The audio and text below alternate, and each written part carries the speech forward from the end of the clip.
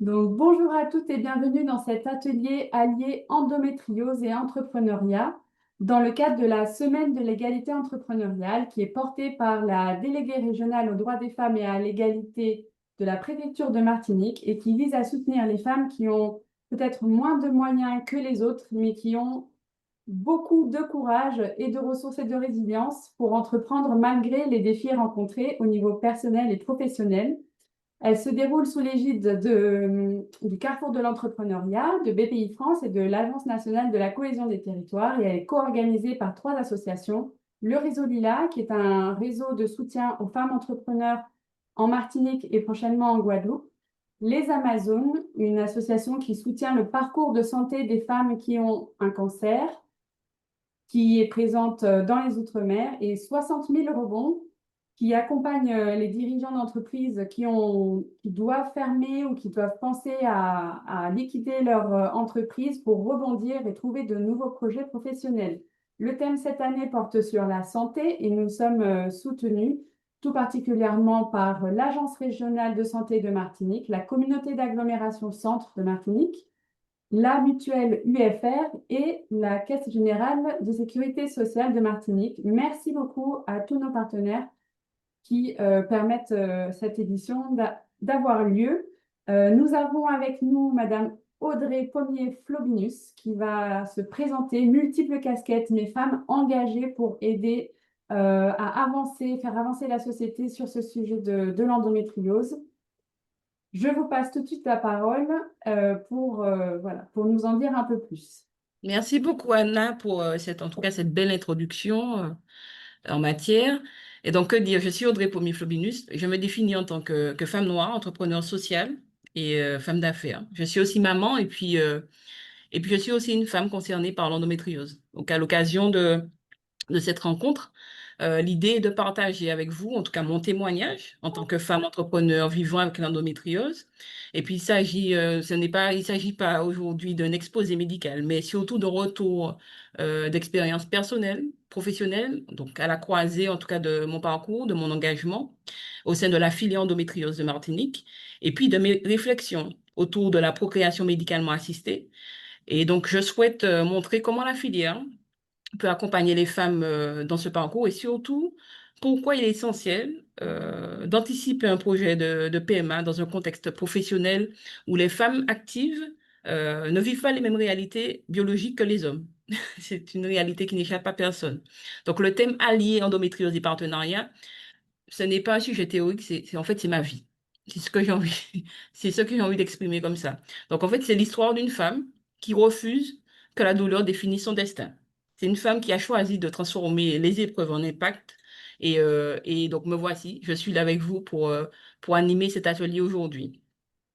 Donc tu as quelque chose à dire de plus ou je peux y aller, Anna? Tu peux y aller juste pour te dire que dans le chat, on nous dit que donc on a Liana qui est atteinte d'endométriose, qui est entrepreneur, Mhm. euh, Super. qui est entrepreneur mais qui a une amie salariée qui souffre d'endométriose en Martinique. On a voilà, Liana est en Martinique également et Maude qui dit qu'elle est non diagnostiquée mais elle a de très grandes douleurs parfois jusqu'aux jambes et elle se pose beaucoup de questions sur comment gérer cela. Voilà. Alors, je vais me permettre simplement de répondre rapidement pour qu'elles puissent avoir une réponse. La filière endométriose, justement, existe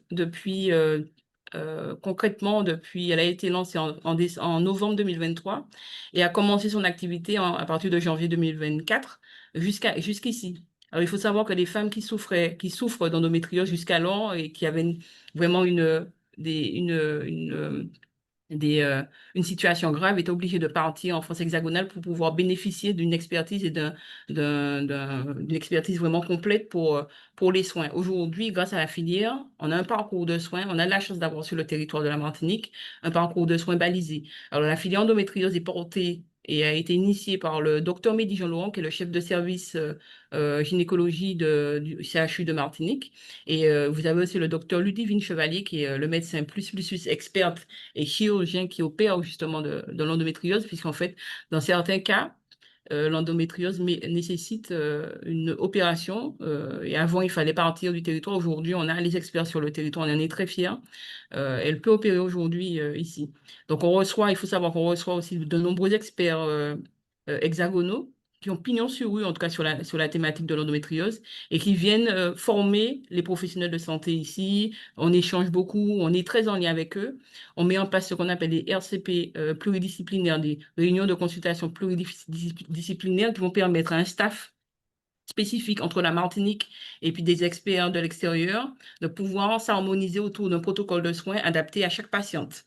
D'accord? Donc, c'est une fois par mois. Donc, la filière endométriose coordonne tout ça. Donc, les patientes qui ne sont pas encore diagnostiquées, c'est-à-dire qu'il n'y a aucun document qui atteste, aucun document médical qui atteste qu'elles soient impactées par l'endométriose, je les invite à se rapprocher de leur médecin traitant, d'une sage-femme et qui va leur proposer de réaliser des examens pour pouvoir justement explorer, savoir si elles ont une endométriose. Généralement, c'est toujours une écho ou une échographie ou une IRM. Donc, le médecin traitant va vous envoyer faire ça, faire ces examens, ou la sage-femme vous enverra faire ces examens. Et au retour de ces examens, si vous avez un résultat positif à l'endométriose, à ce moment-là, je vais vous laisser mes coordonnées, vous allez revenir vers moi et on va vous mettre en connexion avec la filière. Vous serez prise en charge dans un parcours balisé. Donc, la filière endométriose, et également, c'est un outil qui est financé et structuré et soutenu par l'Agence régionale de santé de Martinique. La filière endométriose est un dispositif expert auprès de l'Agence régionale de santé de Martinique sur la question de l'endométriose. Voilà, c'est ce que je pourrais dire pour les deux entrepreneuses qui se sont permises, en tout cas, de faire savoir qu'ils étaient atteintes d'endométriose. D'accord? Voilà, donc pour revenir à nos moutons, je ne sais pas s'il y a des questions ou si je peux continuer. Oui, on Donc peut continuer. voilà, donc je pense qu'on est à la diapo du sommaire. Donc on a vu voilà, ce qu'on va voir. Alors, je vais d'abord vous parler de mon parcours. Donc mon parcours, c'est celui d'une femme en fait, passionnée. Je ne sais pas si ça se ressent quand je parle, mais en tout cas, je suis passionnée parce que je vis les choses. La thématique alliée endométriose et entrepreneuriat, ça me parle énormément puisque je suis à fond là-dedans tous les jours. Donc, mon parcours, c'est celui d'une femme passionnée, curieuse et profondément engagée. Je suis humaniste et j'ai fondé en 2017 Humanity for the World, qui est une ONG internationale et qui est reconnue d'ailleurs sur ce sujet-là, sur la scène internationale et qui prend des positions sur des thématiques humanitaires et de santé. Pour vous donner un exemple très concret, il y a peut-être 2, 3 jours, je suis intervenue en qualité d'experte auprès de l'ONU sur des questions de trafic d'êtres humains. Voilà, donc pour vous donner un petit exemple de ce qu'on fait. Ensuite, j'ai créé, il n'y a pas longtemps, en 2024, APF Expertise et Conseil. En fait, c'est suite à mes observations, j'évolue dans le milieu de la santé publique, j'ai constaté que la notion de diplomatie en santé était inexistante. Donc, j'ai développé en tout cas une expertise avec le temps. Et donc, j'ai créé un cabinet de conseil en diplomatie et en communication en santé. Ensuite, en parallèle de ça, parce que voilà, en parallèle, je fais encore d'autres choses, je suis la secrétaire générale d'un opérateur d'État qui coordonne le parcours de soins en cancérologie. Et puis, je suis aussi le chef de projet de la filière endométriose de Martinique. Et, donc voilà, donc je travaille en étroite collaboration avec le docteur Ludivine Chevalier, le docteur Mehdi Laurent, pour en tout cas que la filière puisse exister et répondre en tout cas aux besoins de la population. Bon, je suis aussi membre de plusieurs associations.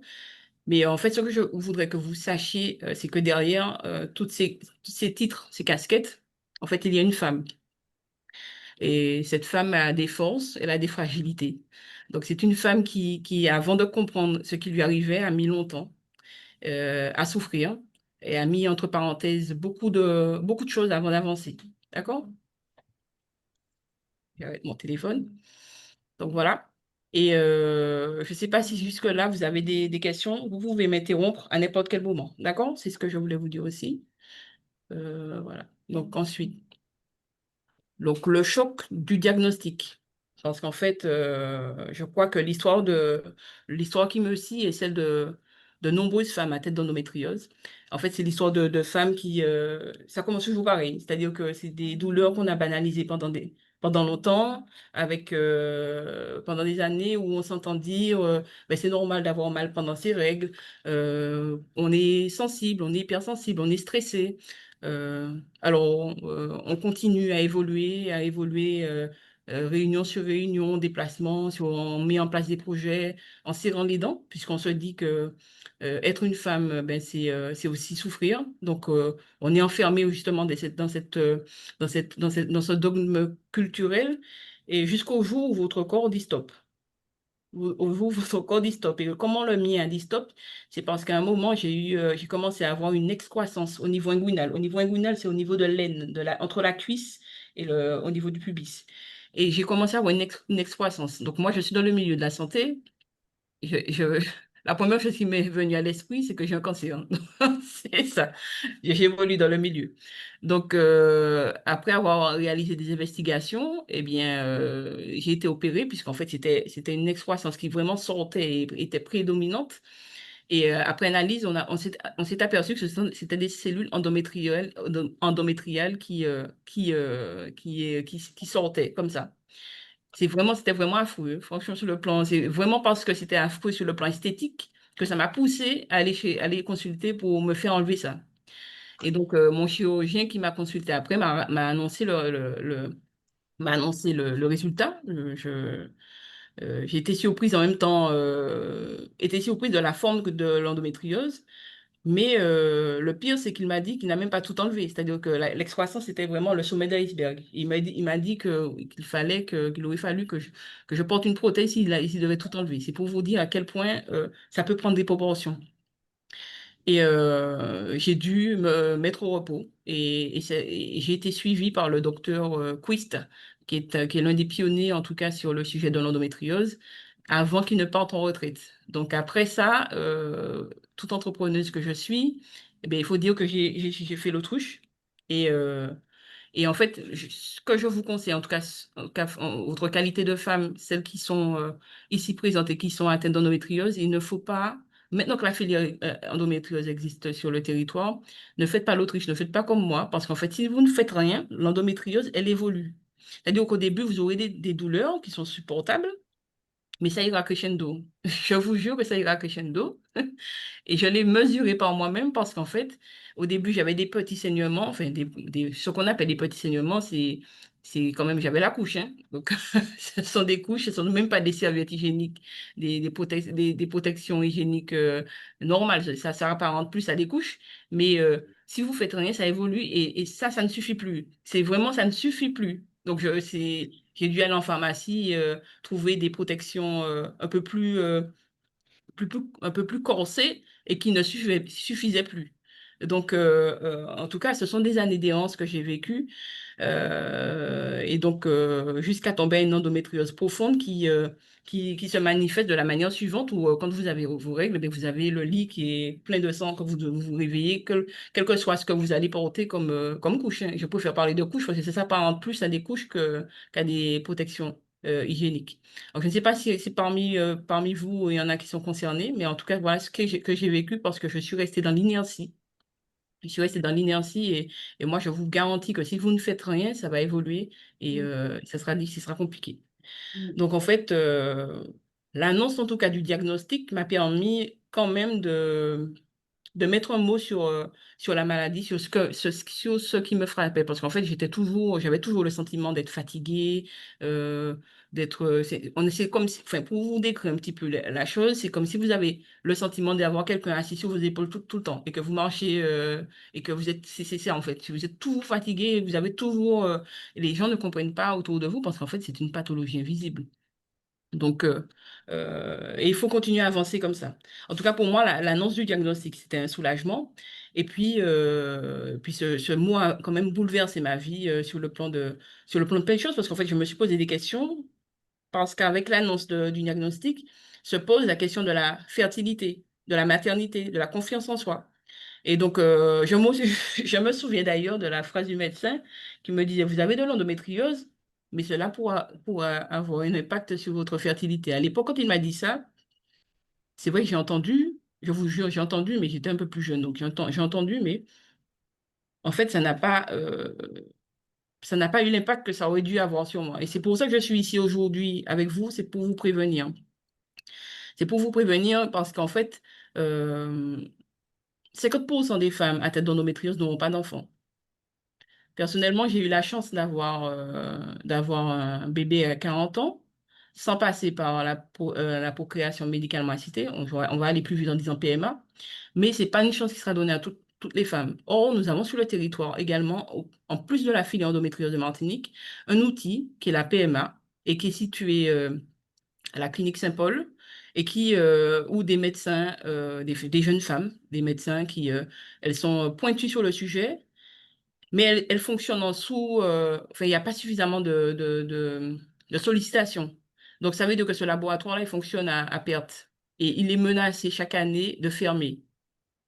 Il est menacé chaque année de fermer. C'est-à-dire que, bon, alors, je vais continuer pour répondre, vous allez comprendre un petit peu pourquoi, mais en tout cas, quand on est entrepreneuse, on a la tête dans le guidon, on est omnubilé, en tout cas par la réussite, par son projet. Et on oublie, les années passent très vite et on oublie qu'on a aussi peut-être une vie de famille à construire. On met ça entre parenthèses. Les hommes n'ont pas cette préoccupation-là et c'est la vie, c'est comme ça. Mais en tout cas, il y a des solutions qui existent sur le territoire. Il faut pouvoir s'en saisir. On a de la chance de pouvoir les avoir. Donc, j'avais ce message-là aussi à faire passer, mais je vais revenir là-dessus tout à l'heure. Voilà. En tout cas, au moment où on m'a annoncé le diagnostic, j'ai compris que ma vie, bon, ben, j'allais devoir m'adapter à cette nouvelle réalité, mais en tout cas, avec une information très importante, c'est que c'était de l'endométriose.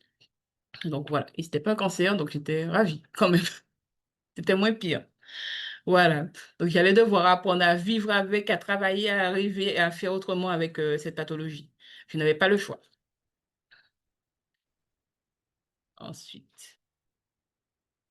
Ensuite, alors.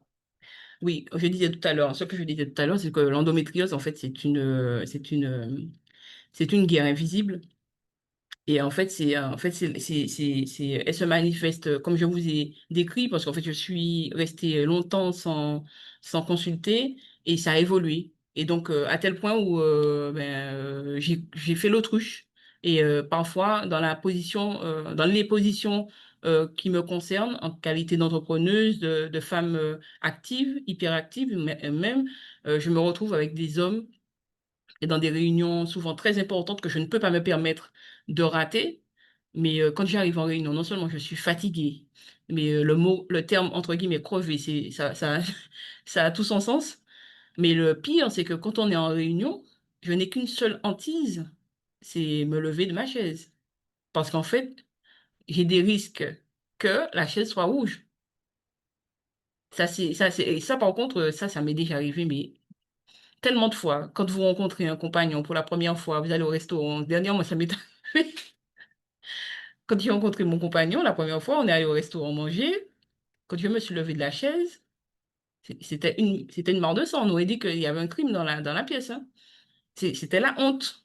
Le premier rendez-vous, vous imaginez? C'était la honte. Donc, heureusement, vous avez des hommes et je tiens à saluer quand même à travers le filtre de cette initiative, des hommes qui sont bienveillants et qui comprennent les choses parce qu'en fait, la thématique se démocratise de plus en plus. C'est aussi le rôle de la filière endométriose de Martinique, c'est de faire en sorte qu'on en parle, afin que la honte change de camp. Et beaucoup d'hommes accompagnent. Mon compagnon, j'ai la chance d'avoir un compagnon qui a compris. Et c'est vrai que de temps en temps, même encore, en tant que femme avertie, il m'arrive d'aller à certains événements avec lui et d'avoir une tache rouge. Et même si on fait tout beau, mais en fait, ça arrive. Je vous jure, c'est quelque chose franchement, je sais même pas quel mot employer pour qualifier ça.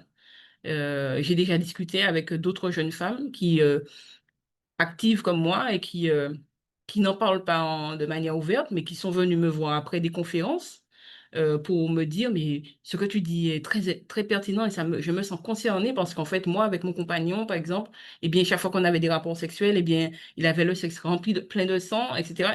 Elle se sentait gênée. En fait, c'est pour vous dire que beaucoup de femmes vivent des choses dans le silence de cette pathologie. Et notre rôle à la filière endométriose, et puis aussi toutes les associations qui gravitent autour, puisqu'il y a des associations qui font un travail remarquable aussi de démocratisation du sujet, c'est de justement mettre en lumière cette pathologie afin que la honte ne plane plus sur les femmes atteintes d'endométriose.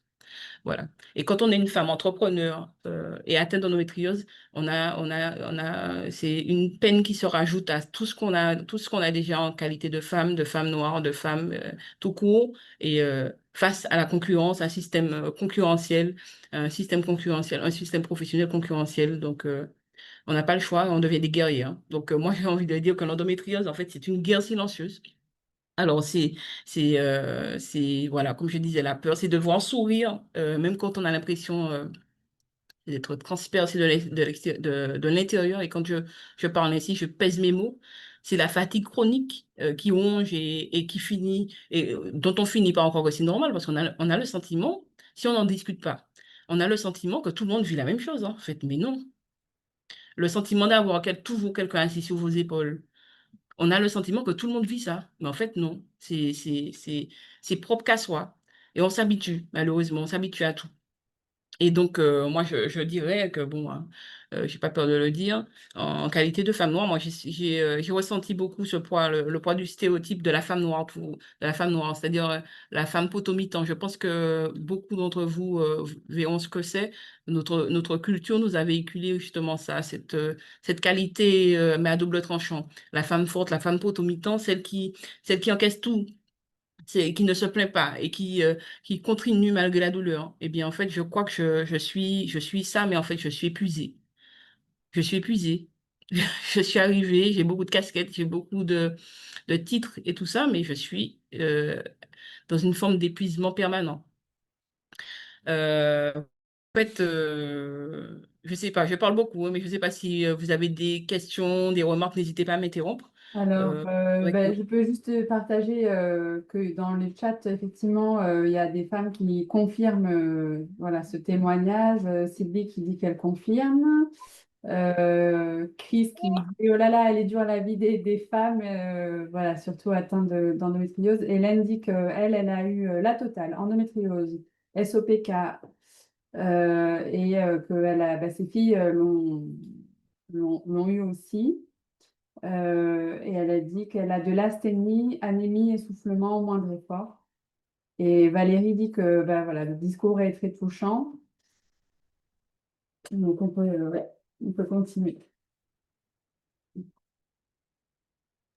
J'avais coupé mon son, désolé. En fait, ça ne fait que conforter ce que j'avais imaginé. Je sais que c'est une pathologie qui agit dans le silence et euh, qui réduit beaucoup de femmes au silence d'ailleurs, qui agit dans le silence et qui réduit les femmes au silence parce qu'en fait elles sont gênées, voilà, en tout cas c'est, quand on est entrepreneur, c'est encore pire, c'est ça. On n'a pas on n'a pas forcément la sécurité de l'emploi puisqu'en fait si on ne se réveille pas le matin, on ne se met pas en action, eh bien on n'a pas d'argent qui entre et donc on doit faire face. Ce sont des guerriers, hein. Pour moi, c'est ce que j'ai envie de dire. Oui. Et Et donc, Sylvie nous disait aussi, pardon, qu'en fait, elle a choisi l'entrepreneuriat, la création d'entreprise pour justement pouvoir avoir une activité qui soit plus ajustée à son rythme par rapport à l'endométriose. c'est vrai que ça peut être une solution, effectivement. Et chacun trouve son rythme de croisière. Mais en tout cas, si ça la convient, si ça la convient comme ça, ben, tant mieux. C'est que c'est peut-être mieux. Parce qu'en fait, elle a parfaitement raison, quelque part, dans la mesure où tous les employeurs ne comprennent pas, ne sont pas en capacité de comprendre. Justement, on a un travail aussi à faire sur ce sujet-là. Et grâce au réseau Lila, ça permettra aussi d'impacter euh, l'entrepreneuriat, justement, qui prennent conscience justement de cette situation. Il me semble qu'au niveau des politiques publiques, à un moment, on avait parlé d'une journée pour permettre aux femmes d'être soulagées à la maison par rapport une journée pour la menstruation. Oui. Ça n'a pas abouti. Et très honnêtement, je pense que j'ai la chance de pouvoir bénéficier d'une position professionnelle qui me permet d'adapter en tout cas mon travail. Et puis de bénéficier de la compréhension aussi de supérieurs hiérarchiques et qui sont des professionnels de santé. Mais tout le monde n'est pas dans cette situation-là. J'ai toujours évolué dans le milieu de la santé, santé publique. Donc, par conséquent, c'est un public averti et qui sont en capacité de comprendre ça. Mais c'est vrai que j'ai rencontré des femmes qui ont été menacées de licenciement, qui ont été mises au placard parce qu'en fait, elles ne pouvaient pas répondre au taquet au moment où il fallait. Parce qu'en fait, elles étaient aussi atteintes d'endométriose. Vous avez des femmes, quand elles sont atteintes d'endométriose, elles ont leurs règles, qui sont incapables de se lever du lit. Et Mm. aller expliquer ça à un employeur, il va vous dire, mais non, c'est une fainéante, bon, ma femme a ses règles, elle n'a pas de problème, voilà. Sur le sujet de la journée menstruelle, j'ai rencontré des professionnels, des professionnels, des employeurs dont ça dérangeait de savoir que ben, telle femme a ses règles ce mois-ci. Quand on a posé cette question, et c'est parti de bons sentiments, mais la majorité des employeurs, ce sont des hommes. Et en fait, certains hommes ont fait remonter qu'ils n'avaient pas besoin de savoir quand est-ce que leur employé avait leur règle, quoi. Donc, en fait, c'est pour vous dire comment est-ce que ça... beaucoup de femmes en situation d'endométriose m'ont fait remarquer qu'elles n'ont pas forcément toujours dit à leur employeur elles sont restées à la maison parce qu'en fait, elles souffraient d'endométriose. Parce qu'en fait, elles Mm. ne se sentaient pas crédibles par rapport à cette thématique-là. Donc, on a un travail aussi à réaliser encore sur le sujet. Et donc, soyez-en sûrs que avec Dr Ludivine Jean-Laurent, Dr Ludivine Chevalier, le Dr Mehdi Jean-Laurent, en tout cas, c'est un cheval de bataille qui nous tient très à cœur et sur lequel nous serons au rendez-vous. Ça fait 2 ans que la filière existe, donc je pense plus on ira et plus on va démocratiser le sujet afin que tout le monde soit au rendez-vous des réactivités attendues. Donc voilà, donc tout ça pour vous expliquer que bon, par rapport à la situation, ben, vous êtes assis en réunion, donc vous avez peur de vous lever parce que vous avez des craintes que votre siège soit rouge, et ça, ce qui m'est déjà arrivé d'ailleurs. Et puis bon, voilà, donc euh, c'est apprendre à vivre et à survivre dans un milieu de requins. Moi, j'ai envie de dire ça comme ça. Ensuite, trouver un équilibre. Comment est-ce qu'on fait? Comment est-ce qu'on trouve un équilibre? Comment est-ce qu'on trouve un équilibre quand on est dans cette situation? Moi, je crois que être une entrepreneur avec une endométriose, c'est avant tout apprendre à écouter son corps comme un partenaire. Donc, j'ai dû repenser mon organisation, mes priorités, mes ambitions. Donc, j'ai appris à déléguer. Bon, c'est pas toujours facile, hein, quand on a l'habitude de tout faire soi-même, c'est pas évident.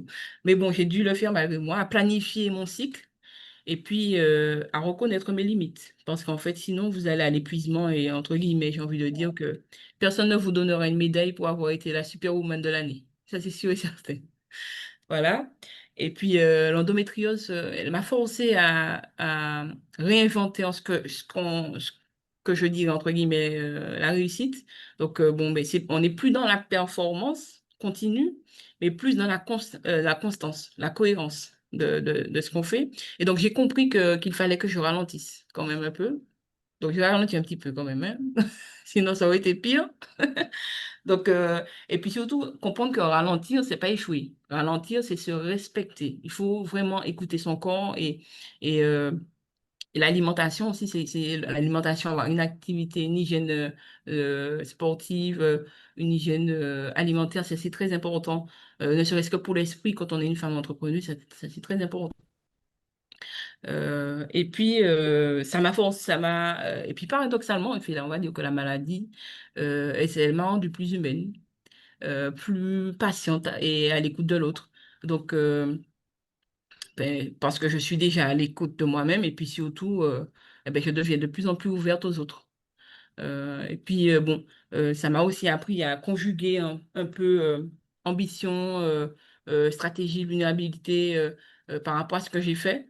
Et donc, moi, j'ai envie de dire que c'est comme ça que j'ai trouvé mon équilibre. Maintenant, c'est à chacune de voir un petit peu comment est-ce qu'il pourrait adapter son temps. Vous avez l'exemple je ne sais pas qui dans le chat a dit elle s'est positionnée pour devenir une entrepreneuse, justement pour adapter en tout cas son activité professionnelle à la pathologie. Et bien voilà, donc ça c'est vraiment c'est un exemple très parlant, d'accord? Et puis ensuite, on va parler de quoi? On va parler maintenant de mon engagement. De mon engagement, parce qu'en fait, je suis aujourd'hui une femme, comme je vous ai dit dès le départ, une femme engagée, une humaniste. Ça, je le revendique, une féministe aussi. Une féministe déguisée, mais une féministe quand même. Je ne peux pas ne pas l'être dans la mesure où dans le monde entier, partout, par rapport à ce que je fais, c'est toujours les femmes et les enfants qui souffrent. C'est toujours les premiers impacts, c'est toujours les premiers à prendre de plein fouet tout ce qui se passe. Donc, il faut quand même un moment se dresser pour les protéger. Et moi, j'espère en tout cas faire un petit peu, un petit peu de ce que je peux faire, de faire ma part. Donc, mon engagement à la filière endométriose de Martinique et la question de PMA, elle s'articule comment? C'est qu'aujourd'hui, par rapport à mon parcours personnel, en fait, il nourrit mon engagement professionnel. Donc, aujourd'hui, je me retrouve chef de projet à la filière endométriose de Martinique. Et ça, je crois que c'est une chance pour toutes les femmes qui sont atteintes d'endométriose. Parce que qui mieux que moi pourrait les comprendre?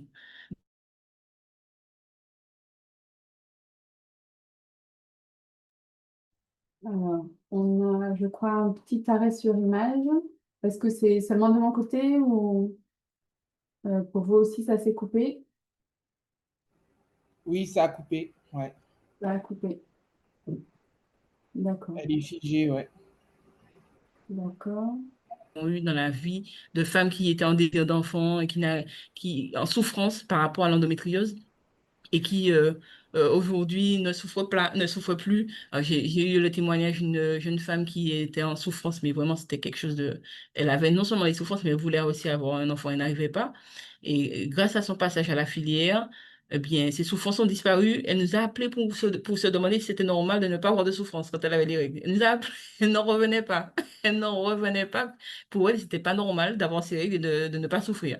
Et le mois d'après, une fois qu'elle a été opérée par le docteur Ludwig Chevalier, elle est tombée enceinte. Donc, franchement, pour nous, c'était magnifique. Elle n'a pas eu besoin de PMA, mais voilà, c'est pour vous dire que une opération peut vous changer complètement, enfin, une opération, un passage au niveau de la filière. Il n'y a pas forcément de, de, de, de- de chirurgie parce qu'il faut savoir que l'endométriose ne se guérit pas. C'est-à-dire que même en passant, même en ayant une chirurgie, parce que vous aurez une chirurgie, parce que vous avez une endométriose particulière, et si ça le nécessite, vous aurez une chirurgie, mais dans quelques années après, ça peut se redévelopper, ça peut évoluer et revenir. D'accord? Donc, et puis en fait, voilà, pour le moment, les seuls traitements qui existent, ce sont des traitements hormonaux et qui sont contrôlés et voilà, et dont vous pourrez disposer au niveau de la filière. D'accord? Et Donc, en fait, il faut ça. Oui. oui, alors par rapport au traitement, donc ce sont des traitements qui empêchent l'évolution de la maladie ou qui la diminuent et la font disparaître. Qui empêchent et qui peuvent la faire disparaître. Donc, c'est-à-dire que tout dépend de là où l'endométriose, comment elle s'est développée. Moi, j'aime toujours, c'est un exemple très, bon, c'est un exemple très rare, on va dire, mais bon, ça permet vraiment d'étayer ce que je veux dire. Je vais vous raconter une petite histoire. C'est l'histoire d'une jeune fille dans un pays, dans les régions un peu de latin qui pleurait des larmes de sang. Et donc, ça avait fait la une des journaux. C'était le miracle de l'année. Voilà, donc il y avait peut-être même une procession qui commençait à s'organiser autour du sujet. Et en fait, avec des années et puis la recherche qui a évolué, eh ben, on s'est aperçu que la jeune fille, elle avait des cellules endométriales qui sont allées se loger au niveau des glandes lacrymales. Donc, en fait, tous les mois, elle pleurait des larmes de sang. Voilà. C'est pour vous dire comment est-ce que l'endométriose peut se manifester. Elle peut aller par... Ce sont des cellules qui vont qui peuvent se disséminer. L'endométriose, c'est justement la dissémination anormale de cellules endométriales à des endroits qui ne devraient pas en avoir. Et donc, elles vont se disséminer au niveau des intestins. Ça peut aller n'importe où, même au cerveau. Donc, les premières études sur lesquelles ont travaillé le docteur Mehdi Jean Laurent, le docteur Agossou et bien d'autres, le docteur Ludwig Chevalier et d'autres, ont révélé qu'aux Antilles, notamment en Martinique, il y avait une prévalence, c'est-à-dire une propension importante pour l'endométriose thoracique. Ça signifie quoi? C'est que beaucoup de femmes qui ont l'endométriose en Martinique ont des cellules endométriales au niveau du thorax, des poumons. Et ce qui peut chaque mois avoir pour conséquence des pneumothorax. Alors, vous avez des femmes tous les mois qui ont leurs règles, qui sont dans la souffrance, qui sont vraiment crevées, mais vraiment avec le pneu à plat, et il faut imaginer le truc comme ça, et qui sont essoufflées quand elles vont marcher, etc. Mais vous n'avez jamais imaginé que c'est l'endométriose qui est déjà arrivée au niveau des poumons. C'est pour vous dire quelles conséquences ça peut avoir, et ça peut aller partout. D'accord? D'accord. Et Donc, on a Valérie qui demande à quel moment on sent qu'il faut opérer. alors ça, c'est une évaluation qu'il veut voir avec le chirurgien. Et c'est elle D'accord. qui va voir avec les examens qu'elle va vous proposer, complémentaires, dans le cadre de la filière du parcours de soins balisé par la filière endométriose, qui va voir avec vous s'il y a nécessité de vous opérer ou pas. Alors, il faut savoir aussi que l'adénomiose, c'est une forme d'endométriose, mais qui est intramusculaire. D'accord? Généralement, les cellules endométriales, elles vont se mettre en périphérie des organes. Donc, parfois, il y a des cellules nerveuses et ce qui va faire que vous allez avoir mal quand elles vont elles vont agir comme dans l'endomètre. Mais vous avez aussi des cellules endométriales qui vont entrer à l'intérieur du muscle. Et là, c'est aussi très, très douloureux parce que c'est à l'intérieur du muscle. On ne les voit pas à l'extérieur, mais c'est à l'intérieur. Et c'est pas toujours accessible. Donc, c'est en fonction de la localisation que le médecin chirurgien pourra ou non opérer. D'accord. Merci. Voilà. Donc, en fait, c'est un acte de santé. Donc, en fait, avec des professionnels qui travaillent, en fait, franchement, sur ce sujet. Mais au-delà du soin, en fait, c'est au-delà du soin et de tout ce que je vous ai dit sur le parcours de soins des femmes atteintes, il y a aussi la maternité qu'il faut prendre en considération. Puisqu'en fait, comme je vous le disais tout à l'heure, 50% des femmes concernées par l'endométriose n'auront pas d'enfants. C'est mathématique. Donc moi, comme je vous ai dit, j'ai eu la chance d'avoir un bébé à 40 ans sans passer par la PMA, mais en tout cas, c'est pas le cas pour tout, ce sera pas le cas pour tout le monde, c'est sûr. Donc, moi, ce que j'ai envie de dire aussi, c'est que nous, on doit accepter ces réalités biologiques. Donc, bon, ce ne sont pas celles des hommes, mais bon, en tout cas, on est né femme et on n'a pas le choix. Donc, ce sont en fait, c'est pas faut pas le voir comme une faiblesse, mais il faut véritablement le transformer comme euh, un outil qui nous permet d'avoir une lucidité sur notre corps. Donc, la filière endométriose accompagne en tout cas les femmes dans cette réflexion en les informant, et donc en passant par la PMA, elles vont pouvoir préserver les ovocytes et puis en préservant en tout cas un parcours de soins, un parcours optimal en tout cas sur le sujet de l'endométriose sur le territoire de la Martinique. Voilà. Donc diapo suivante. Ah ben je vais sauter. Je parle peut-être trop. Je parle trop. Il n'y a pas de question? Il n'y a pas de question? Alors, il y a juste une question, savoir si est-ce qu'il y a eu des études, enfin, est-ce qu'elles sont disponibles sur l'endométriose, la prévalence thoracique dont vous avez mentionné tout à l'heure. Voilà, est-ce qu'il y a des études qu'on pourrait partager avec les participantes? Alors, pour l'instant, ce sont des études préliminaires. Ce sont des études préliminaires qui ont été réalisées sur un petit échantillon de femmes et qui nous ont permis de publier. Mhm. Mais nous espérons, puisqu'on a lancé la filière il y a 2 ans, notre vocation, justement, c'est de développer la recherche sur le territoire. Parce que je suis certaine que, en vous disant ça, vous savez très bien que le chiffre de une femme sur 10 atteinte d'endométriose, ça ne parle à personne en Martinique. Donc, par conséquent, nous allons investiguer et nous avons l'appui, en tout cas, de l'Agence régionale de santé sur le sujet pour développer justement cette partie-là, ainsi qu'au niveau national. Donc, nous sommes très confiants et donc je pense que d'ici dans 2026, en 2025 déjà, il y a beaucoup d'études qui ont été lancées. En 2026, on va monter encore d'un cran. L'idée étant vraiment de savoir exactement combien de femmes sur le territoire sont atteintes afin d'optimiser en tout cas la prise en charge. Et s'il faut développer encore plus de moyens pour optimiser cette prise en charge, eh bien, ça va nous permettre d'avoir des éléments de réponse pour pouvoir avoir du poids au niveau des autorités pour ce faire. Mm. C'est vrai que, alors je vais me permettre un petit témoignage. Mm, C'est en arrivant en Martinique, il y a 6 ans, que j'ai vu des pancartes 4 par 3 des affiches, une campagne d'information sur l'endométriose. Je ne connaissais pas. mm, Je me renseigne sur le sujet et je vois 1 à 2 femmes sur 10 concernées. Alors je me dis, mais ça veut dire que forcément, dans mon entourage, il y mm, a des femmes qui sont concernées. Je réfléchis, je demande. Et tout d'un coup, je me souviens de cette amie au collège, au lycée, qui tombait dans les pommes. mm, mm. On ne savait pas pourquoi. Elle avait mal, elle tombait dans les pommes, donc il fallait l'amener à l'infirmerie ou l'amener à l'hôpital, etc. Et ce n'est que donc à l'âge de 35 ans après son premier enfant Mm. qu'elle découvre qu'elle est atteinte d'endométriose. J'en discute avec elle et elle me dit, ah mais oui, mais moi la douleur, mais je vis avec. Quand mon bébé était en poussette, ma plus grande terreur, c'était de tomber dans les pommes et que la poussette s'en aille.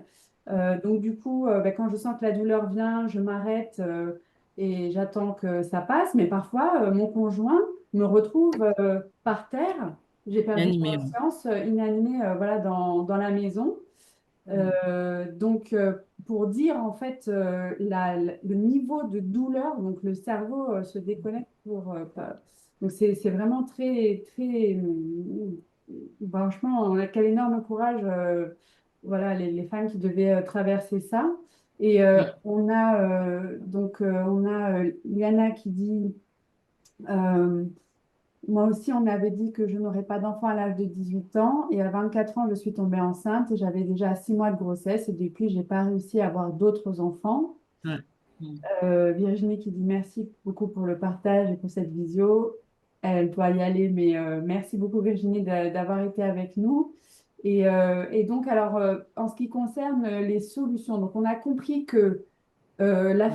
en contactant la filière endométriose, on va avoir déjà une porte d'entrée vers Oui, les solutions médicales qui existent, des professionnels, des médecins qui tout à sont fait. spécialisés sur le sujet. Donc, dès qu'on rentre la porte de la filière endométriose Martinique, déjà on a. Est-ce que vous savez s'il existe aussi la même chose en Guadeloupe? Eh bien, il y a une filière qui est en train de se constituer en Guadeloupe. Oui, elle existe, mais elle se structure, elle est en train de se structurer ainsi qu'en Guyane aussi. Ils sont en phase de structuration. Voilà. D'accord, merci pour ces précisions. Et Mm. alors, en attendant d'être prise en charge médicalement, est-ce que vous auriez des suggestions, des pistes déjà de solutions concrètement dans le quotidien pour diminuer la douleur? Enfin, est-ce qu'il y a des choses qui peuvent Alors, atténuer, aider? alors, en fait, c'est l'activité physique adaptée, l'activité physique qui permet on travaille beaucoup sur ça. Et puis, voir auprès de son médecin traitant s'il peut nous adapter des antidouleurs pour en attendant de voir si c'est l'endométriose ou pas. Parce qu'en fait, tant que vous n'avez pas été diagnostiqué de l'endométriose, nous, on ne peut pas vous prendre en charge. Donc, en attendant, c'est vrai que on peut être victime d'errance médicale. Alors, aujourd'hui, il y a ce qu'on appelle le test salivaire. Alors, il y a un test salivaire qui est en cours d'étude et qui va permettre de révéler l'endométriose grâce à la salive. Donc, je pense que dans les détails techniques et scientifiques qui permettent que ça se révèle grâce à la salive. En tout cas, on a la chance d'avoir au CHU de Martinique l'opportunité de proposer des tests salivaires pour des femmes pour des femmes et des jeunes filles qui n'ont pas enfin, plutôt des femmes, hein, parce qu'à partir de 18 ans, pas des jeunes filles, puisque avant 18 ans, on ne peut pas encore diagnostiquer l'endométriose dans la mesure où, eh bien, les organes génitaux se mettent en place et les douleurs sont plus ou moins normales. Donc, avant 18 ans, on ne peut pas mettre encore de diagnostic et mettre des diagnostics d'endométriose. Mais rien n'empêche rien n'empêche, hein, si le jeune est mineur et que les douleurs sont vraiment pertinentes et lancinantes, de voir le médecin traitant et lui demander un bilan d'extension euh, pour, euh, pour un bilan pour rechercher en tout cas l'endométriose. Il enverra la jeune fille réaliser les examens qui s'imposent, à savoir sur une échographie, une IRM, généralement c'est ça, et qui peuvent révéler l'endométriose. Mais c'est très rare avant 18 ans. Mais à partir de 18 ans, si vous avez des douleurs quand vous avez vos menstruations et que vous avez une IRM ou une échographie négative, c'est-à-dire que ni l'IRM ni l'échographie ne voient que vous avez l'endométriose, à ce moment-là, vous êtes éligible au test salivaire qui va permettre d'aller plus loin que ces examens-là.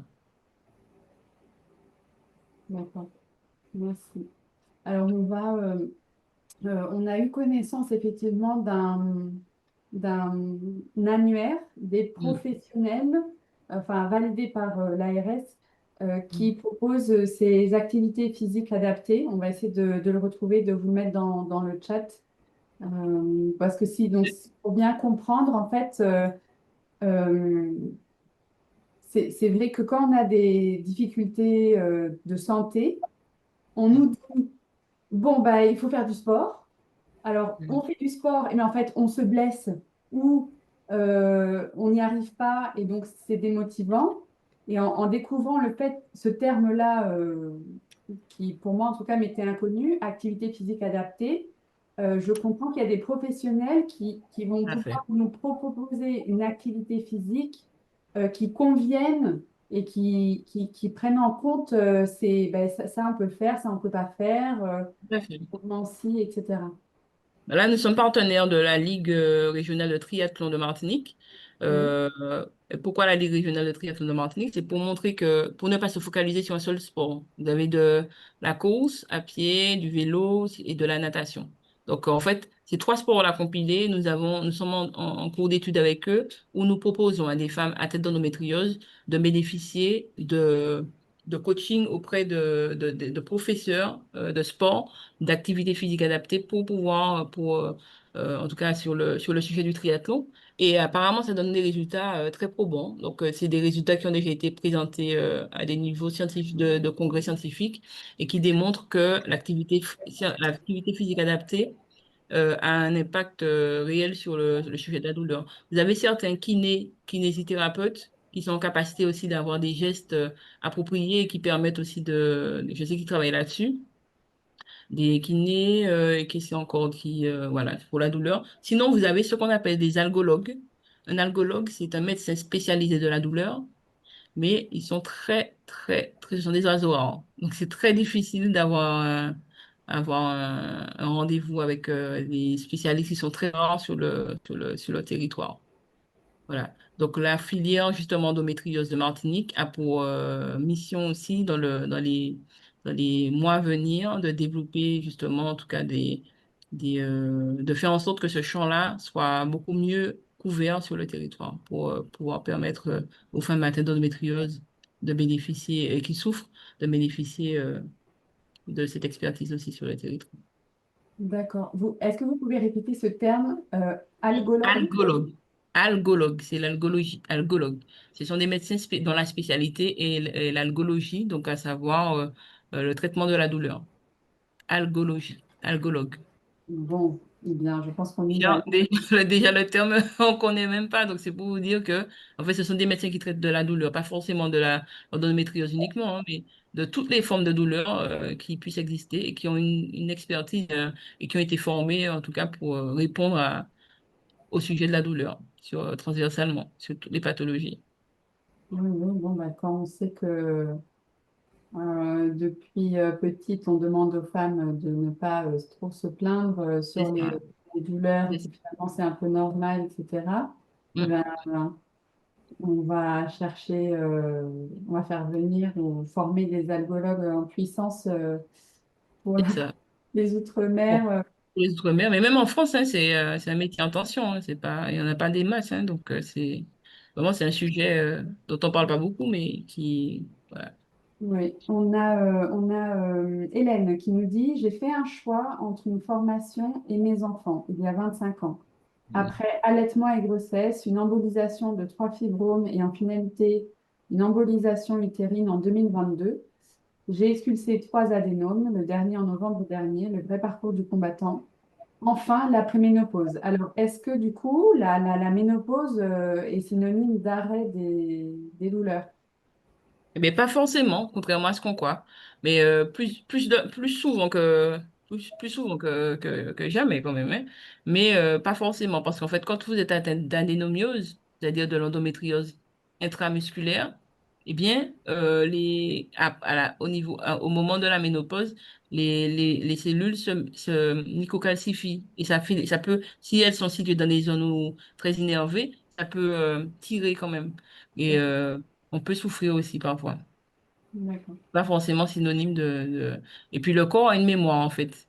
Des fois, par mimétisme, il va répéter ce qu'il a vécu pendant des années, quoi. D'accord. Alors, il n'y a pas d'autres questions pour le moment. Si, Hélène, je peux parler? Ah oui, bien sûr. Vous m'entendez? Oui, En bien. effet, Madame Pommier, en effet, parce que je suis suivie par un rhumatologue maintenant. Ah. Donc Hmm. voilà, ce que vous dites est tout à fait juste. Je vous remercie. Bon, ben merci Hélène de confirmer ce que je dis. Donc, ouais, malheureusement, c'est ça. C'est effectivement les rhumatologues, effectivement, peuvent et parfois prendre le relais, mais voilà, c'est sur le manque d'algologues sur le territoire. D'accord. En tout Alors, cas, si je devais résumer en une phrase, en tout cas, mon parcours, moi, je dirais que l'endométriose, elle m'a appris que la douleur peut devenir une force. Donc, une force si on la transforme en action. Et moi, j'invite chaque femme autour de la table virtuelle à s'imprégner de cela. C'est pas évident, mais quand on est fatigué, qu'on a les règles et qu'on est de se lever du lit et d'aller faire du sport, franchement, je vous dis ça, mais c'est pas tous les jours facile pour moi. Donc, parfois, les coordonnées sont mal chaussées, mais en tout cas, ça fonctionne parce que je l'ai vu faire, j'ai vu les résultats sur de nombreuses patientes. Et voilà. Donc, vous avez et, le droit d'être ambitieuse malgré tout, puissante et vulnérable, et invulnérable à la fois. et oui, parce que c'est vrai que ce sujet de la fatigue, alors qui revient dans d'autres pathologies comme le cancer, le burn-out, etc., c'est, c'est un peu à double tranchant parce que enfin, l'activité physique euh, va engendrer une amélioration de l'état, Mm. mais va engendrer aussi une fatigue. Mm. Alors, c'est Non, vrai, pas forcément.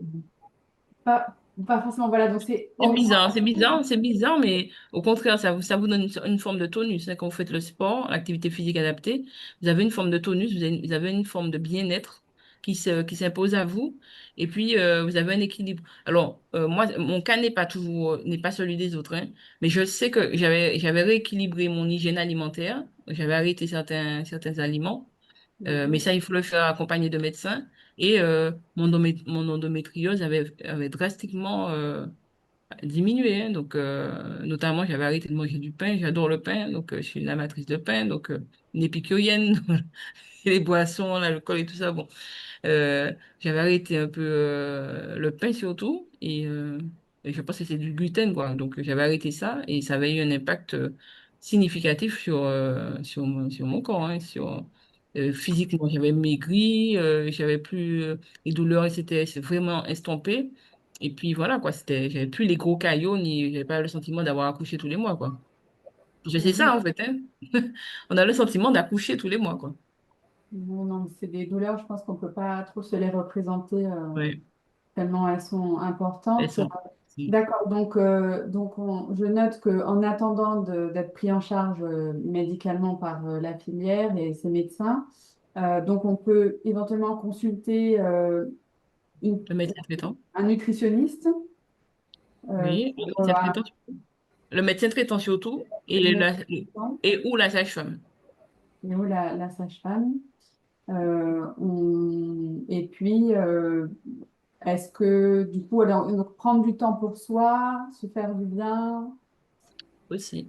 ça va, ok. Et Aussi. elle nous dit qu'elle a dû arrêter le gluten, certains produits laitiers, en effet, le chocolat, Voilà, tout à fait. donnaient des caillots. Donc, il Mm. semblerait, à ce que je comprends, qu'il y a des aliments qui peuvent Oui, augmenter les symptômes. tout à fait. On parle d'acidité et un terme particulier. Je ne rentrerai pas dans les détails puisque je ne suis pas médecin, Mais en tout D'accord. cas, effectivement, l'alimentation a un impact certain sur le sujet. D'accord. C'est certain. Moi, je l'ai déjà mesuré, donc je ne peux pas Hmm. dire le contraire. Et donc, lorsqu'on va consulter un médecin, ils vont nous donner ces recommandations aussi. Tout à fait, tout à fait. Ils ont l'information, ou ils vont vous adresser à un nutritionniste qui Ouais, sera à même de vous donner en tout cas toutes les informations en lien avec le sujet. super. Et donc, Sylvie nous dit aussi que pour elle, les viandes rouges, euh, Oui, en diminuant, elle a diminué aussi ce type d'alimentation. Euh, Eh bien, nous sommes presque arrivés à, voilà, 1 heure d'atelier. Merci beaucoup pour tous ces échanges. Merci, mesdames, pour vos témoignages. C'est un sujet extrêmement euh, touchant sur tous les plans et en même temps tellement personnel. En fait, Audrey, vous avez parlé de choses extrêmement, de façon brute, on va dire. Voilà, vous avez parlé de sexualité, de réunions professionnelles où on peut se trouver dans une situation hyper embarrassante. Vous en parlez tellement naturellement que on sent que vous êtes dans le milieu, on va dire. oui. Et en tout cas, j'espère que ça va montrer qu'il est possible d'en parler, voilà, sans crainte. Et Sylvie demande quel conseil peux-tu nous donner pour la création d'activités et l'entrepreneuriat? Alors là, je vais me permettre euh, de, de répondre. Alors juste de préciser que donc la semaine, à partir de lundi la semaine prochaine, nous organisons des visioconférences spécifiquement sur le sujet de l'entrepreneuriat. On va parler, on va présenter pour le territoire de Martinique plus de 80 dispositifs qui qui sont accessibles pour la création d'entreprises, le développement, le financement et le rebond ou la prise en charge quand il y a des difficultés. Donc, on va aller vraiment dans le grand détail de ces dispositifs, qui est éligible, quel profil il faut avoir, quelles sont quelle structure propose chaque dispositif. Et donc, nous avons mis dans les commentaires, vous trouverez en fait plus d'informations et le programme sur le lien en bio du compte Instagram du Carrefour de l'entrepreneuriat. Donc, si la question était vraiment purement comment je crée une entreprise, vous pouvez aller sur le compte et rechercher des informations. Vous pouvez aussi rejoindre des groupes WhatsApp qui sont euh, spécialement dédiés aux porteurs de projets. Et Sylvie, si vous voulez préciser un petit peu votre question. Et Valérie qui nous dit merci pour ces beaux témoignages et merci à l'intervenante.